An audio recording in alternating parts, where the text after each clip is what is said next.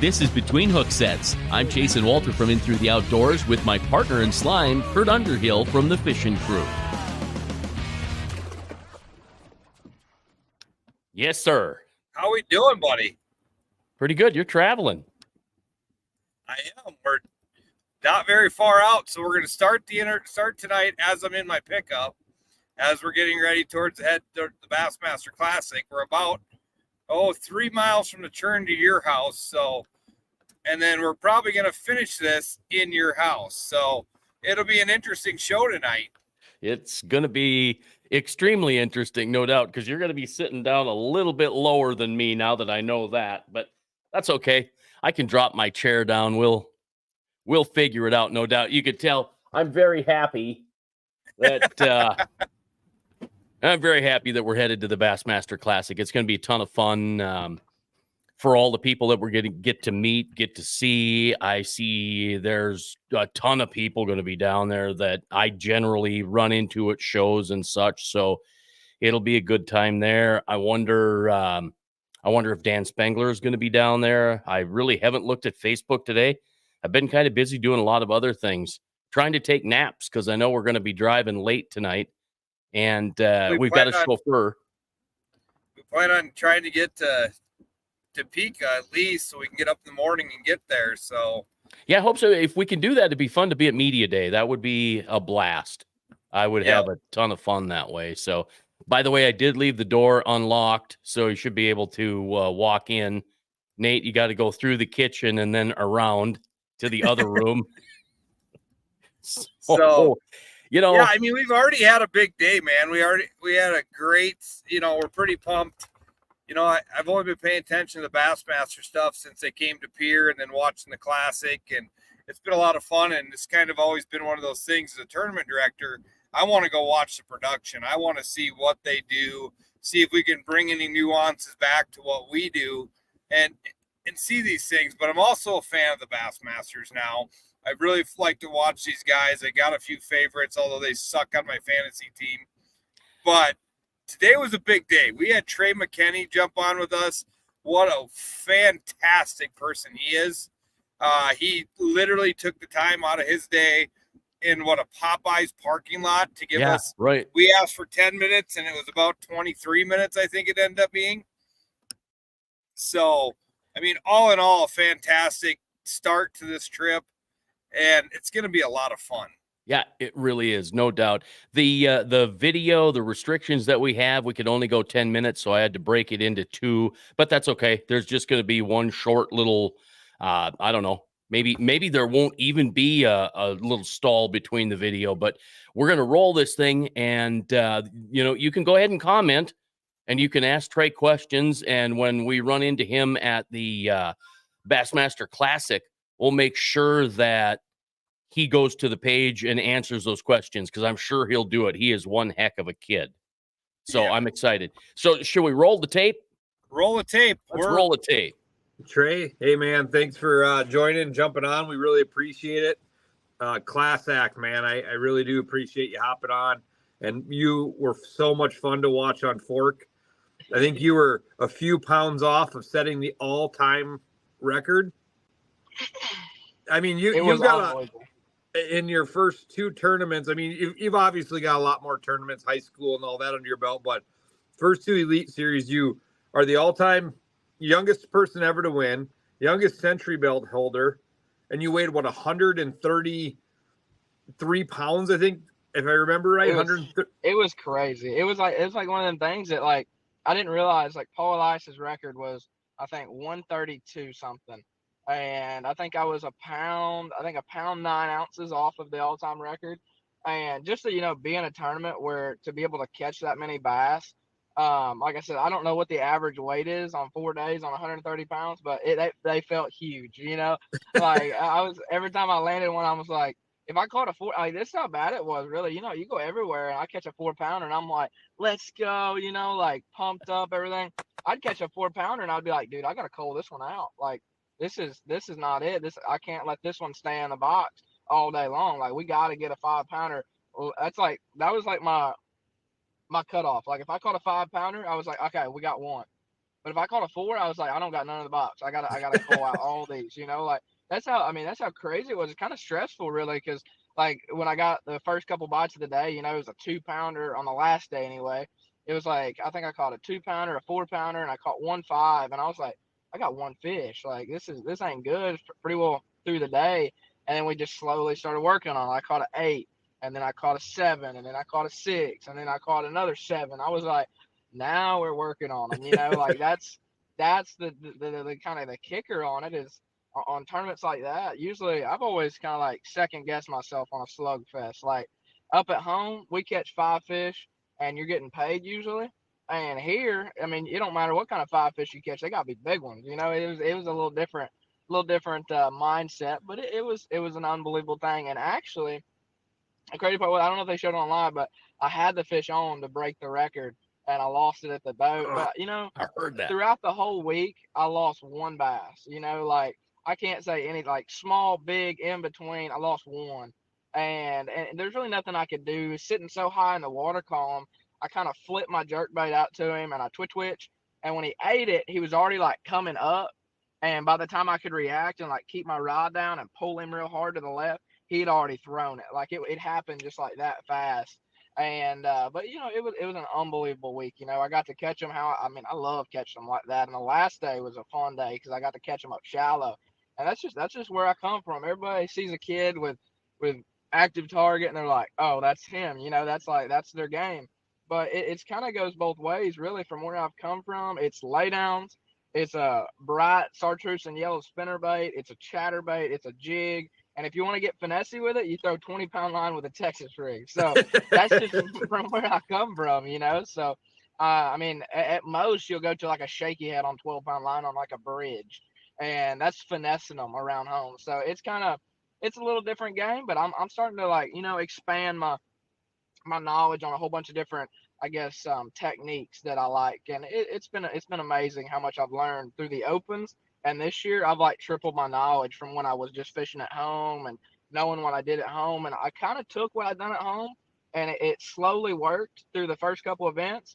And then all of a sudden, I started, bringing in new techniques, bringing in new everything. And all of a sudden, I'm like, okay, maybe this does work. I done really well in the opens, and I just kept building on that knowledge, and it was unbelievable. So just so you know, I did the math of 6.5 pound average on your fish for 130 pounds. That's pretty awesome. Crazy. So you're young. I mean, you're 19 years old. Just turned 19, like the week before Fork, right? I mean, so, following this bass stuff, did you come up through the high school ranks? What's your history getting into now the Elite Series? Absolutely. So, basically, ever since birth, ever since I could walk, I was out there. We have a 2-acre pond, and there's something about it. I just liked it. I like tricking something in its own habitat to bite or to get a shot off. Same thing with hunting. It's the same thing. Is you have to trick them to that point, and then you have to execute. So that's kind of like the challenge of it. It's like deer hunting. You work all season to get this deer within 30 yards, and then you got to make the shot. Then you got to retrieve it. So it's kind of like the same thing with fishing at the same time. I can find the fish, but then you got to catch them, and then you got to get them to bite, and then you got to land them. That's just the thing that really I liked. I grew up hunting with my dad. I grew up fishing, and I just started gaining on it. And then I was exposed to tournaments through Rick Cheatham. It was kind of like my mentor, coach, now fishing partner, now buddy. It's kind of went through all different phases. And it was a pretty special thing. He was the one that took me we started out junior events because I was still like really young. Like I would say, I forget when we started, maybe 10, 11, something like that. And the only tournaments I could really get into was the juniors. And we started doing really well. And we started kind of going. And my cousin, Trevor McKinney, was like dominating high school. And I was like, that's awesome. Like that's what I want to do. And then he made it through the college event and made it to the Bassmaster Classic. And I was like, dude, you can do this. Like, it kind of gave me a shot. Like my dream can come true. And we just kind of slowly built on it.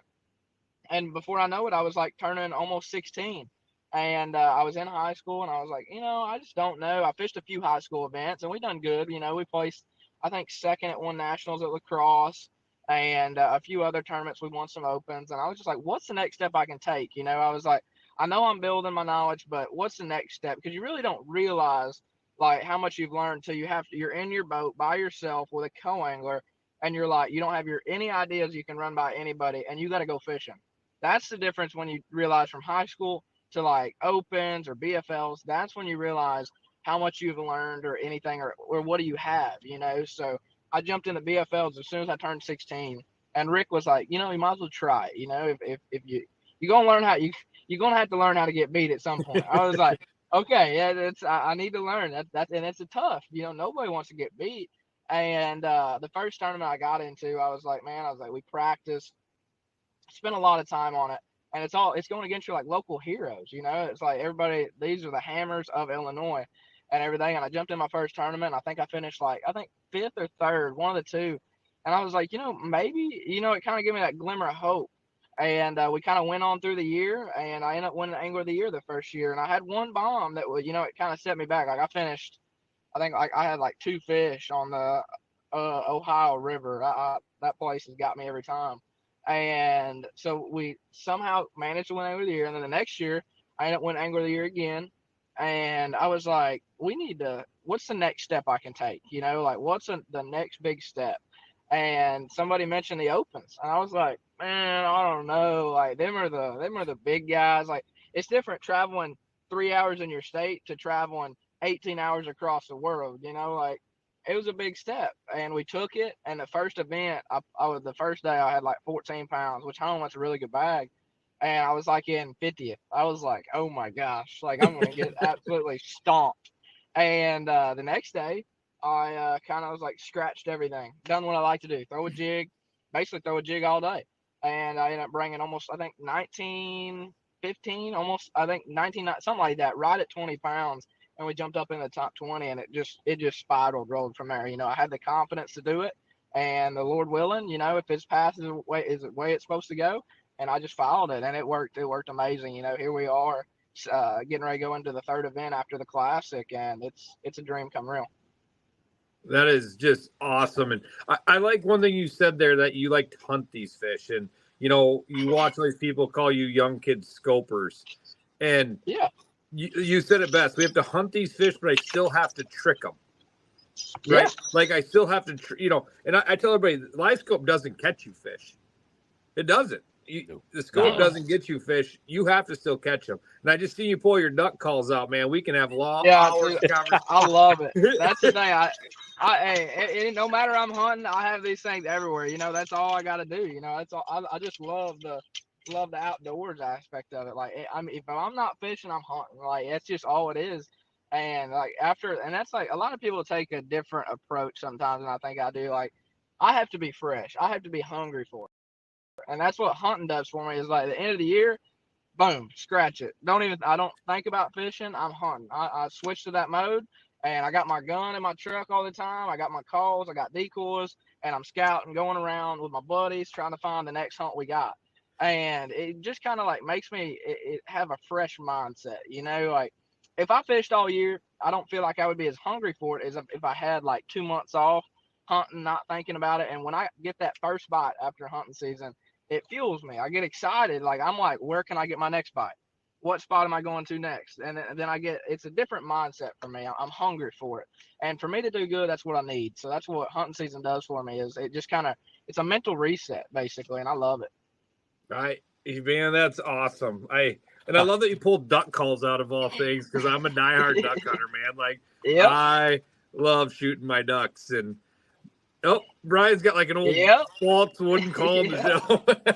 Art Lujan made that for me from fault calls. So yeah, absolutely. I'll tell you, got to keep the duck call in just an arm's length away from you.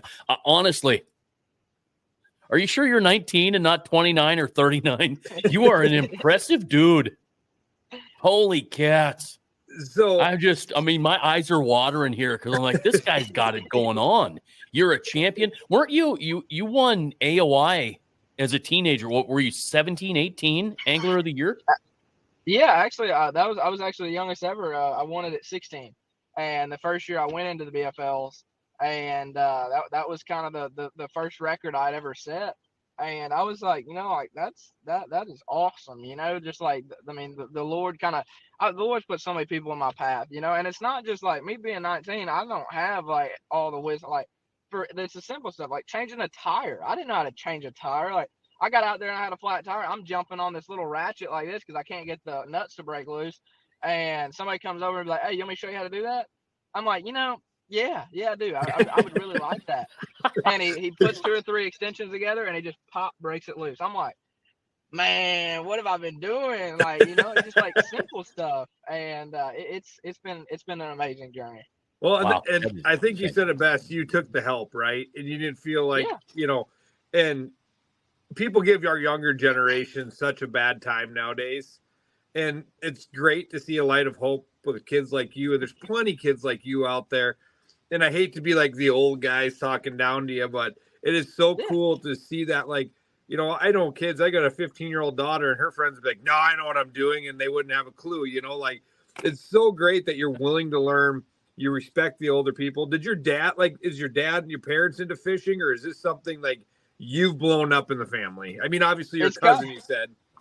Yeah, basically my dad liked to fish as a younger kid, anything else like that. He liked it. He still likes to go fishing if they're biting. He'll call me from the store and be like, "Hey, are they biting out there?" I'm like, "Yeah, you better get here." And we'll go out there and smash them. But it's one of the things where I guess I'd be kind of the curveball of the family because my grandpa had the store, and it's kind of 3 generations of riding horses, barrel racing.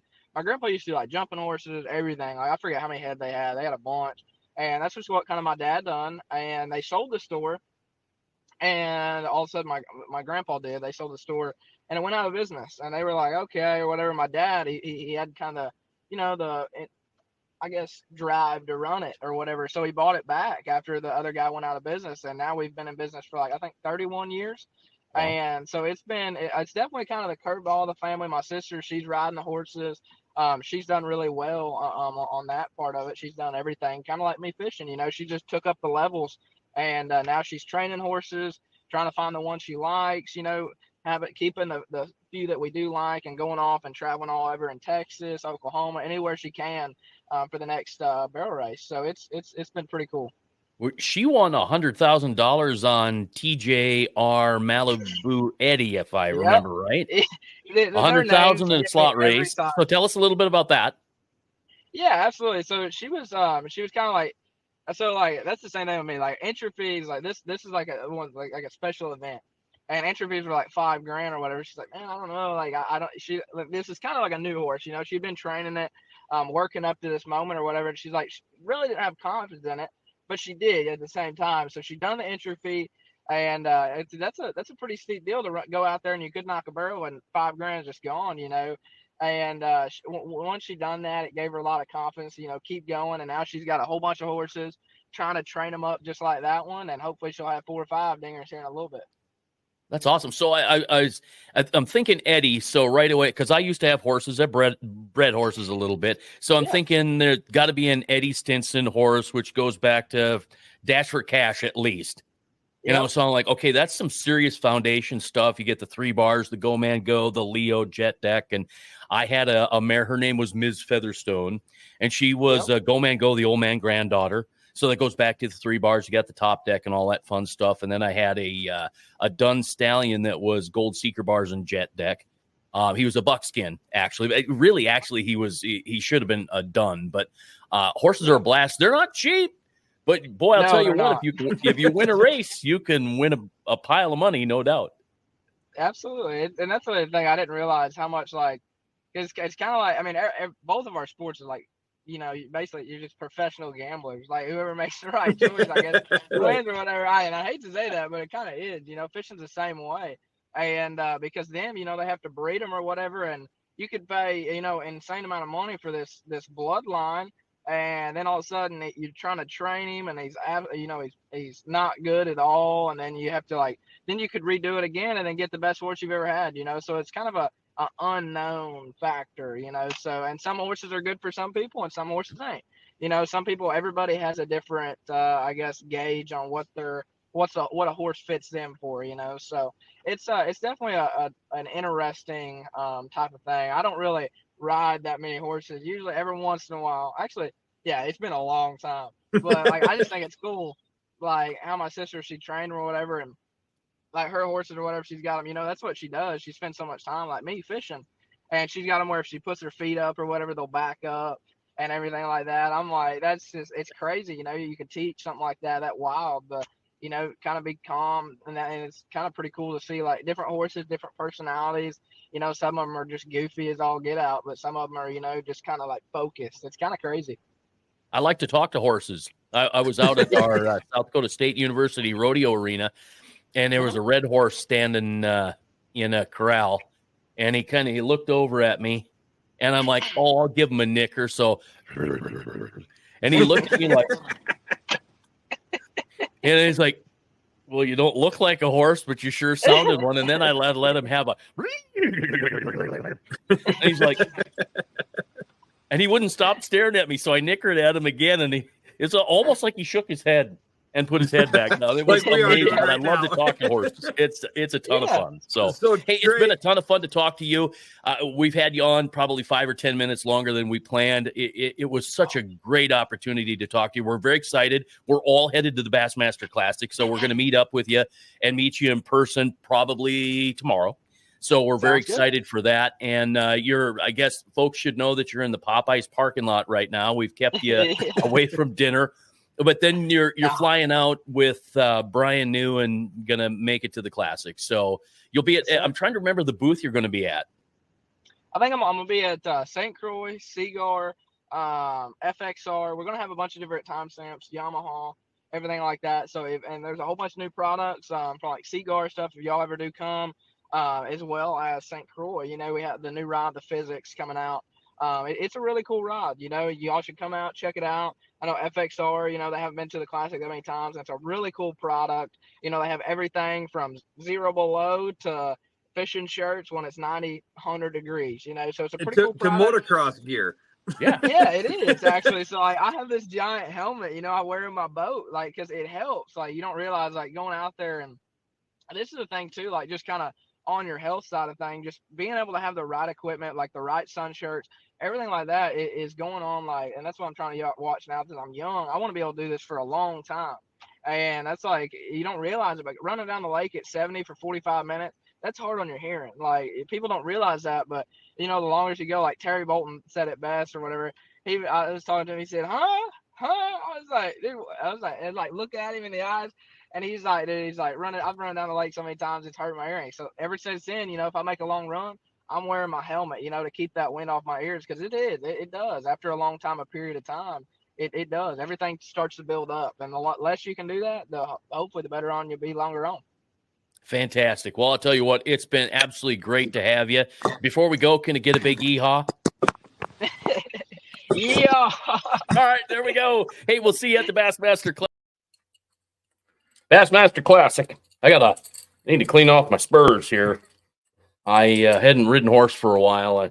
I'll tell you what, they're pretty shiny though. But the one thing that you do is you grind the rowels down so they don't hurt the horse so bad. And some people like it. They got this really big.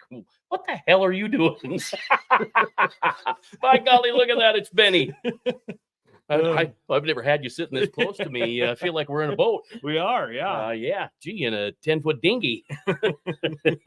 Well, that was a lot of fun. Holy cats. That was a lot of fun. Yeah, that was just way too much fun. He was super infectious. Yeah, I was so pumped when I got off the thing. I think I gave you a couple of these when we were done. It was so fun. He was so infectious to listen to.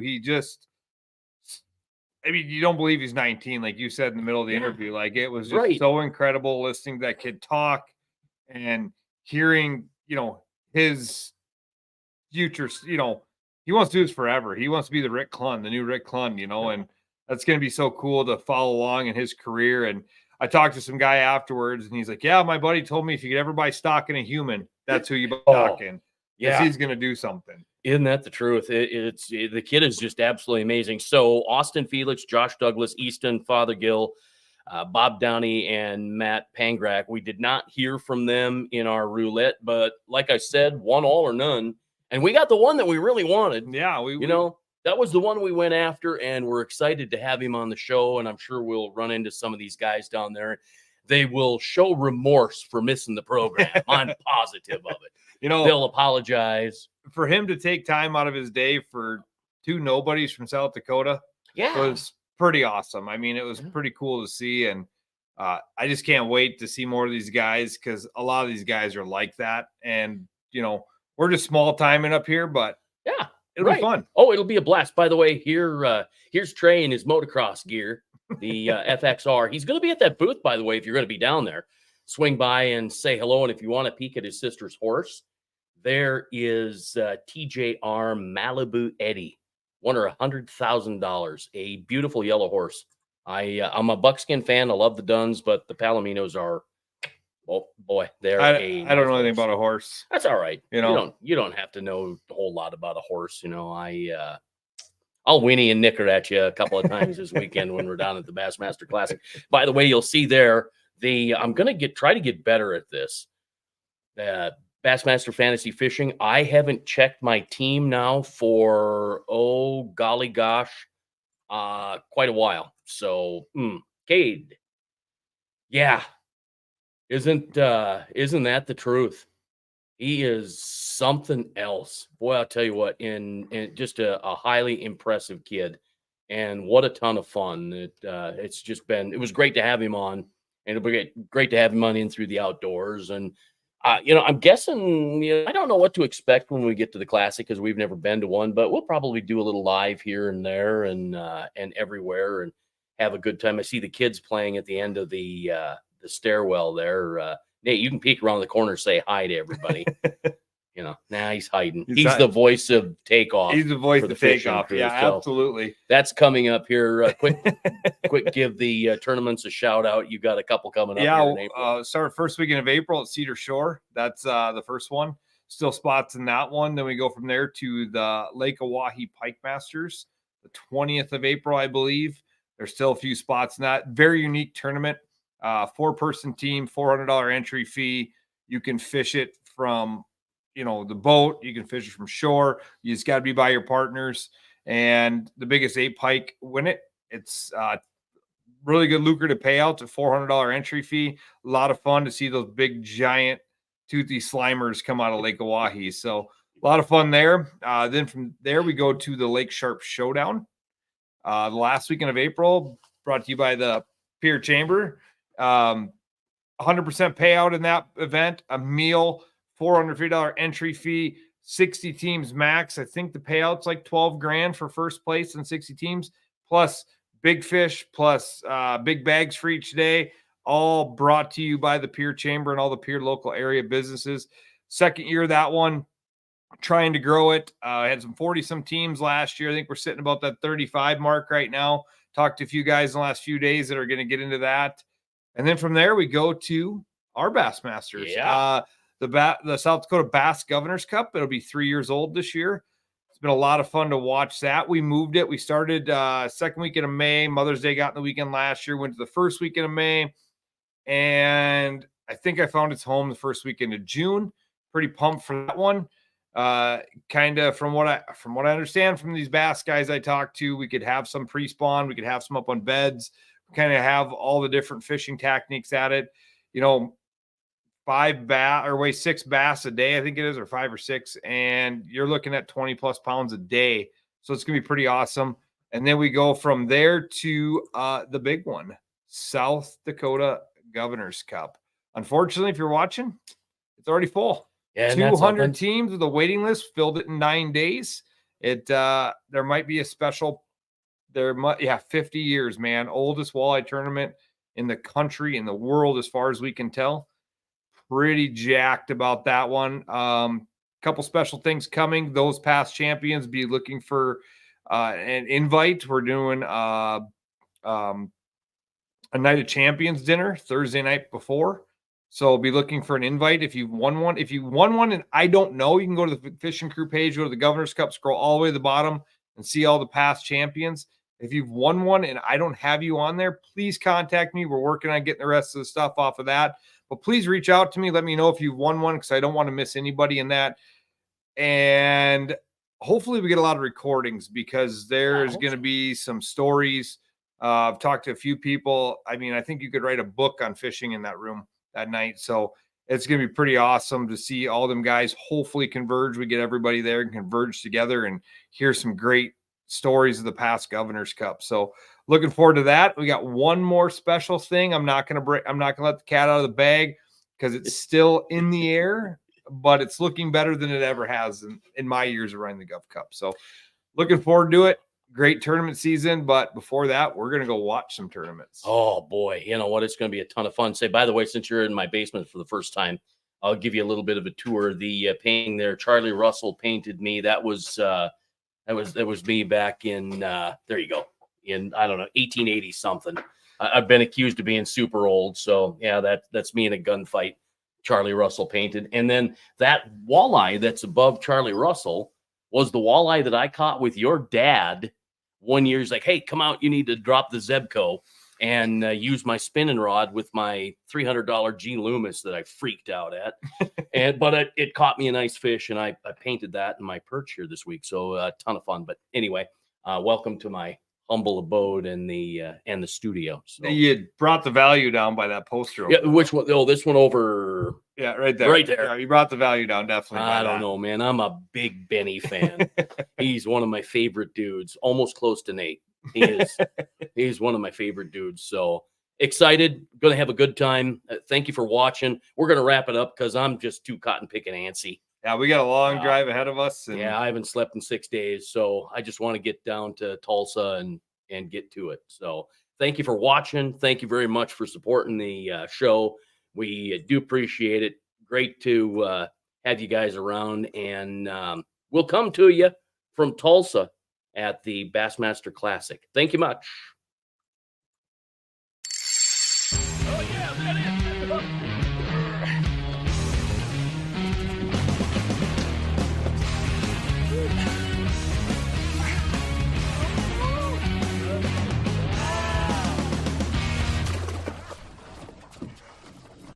My boy was here.